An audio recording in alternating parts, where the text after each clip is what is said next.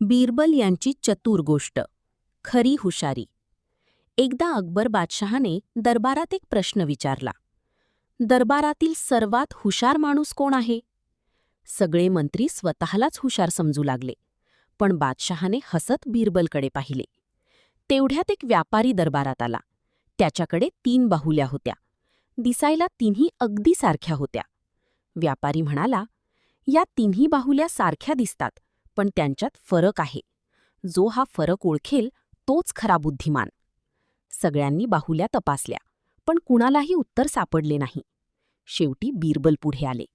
त्यांनी एक पातळ तार घेतली.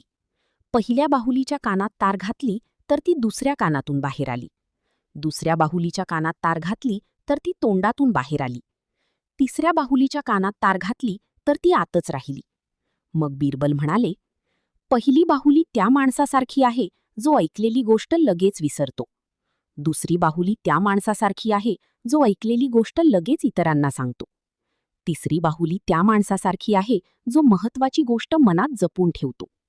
हे ऐकून अकबर बादशहा खूप खुश झाले आणि म्हणाले, खरी हुशारी म्हणजे योग्य वेळी योग्य गोष्ट समजून घेणे. गोष्टीतून बोध, शहाणा माणूस प्रत्येक गोष्ट विचार करून बोलतो आणि गुपित जपून ठेवतो.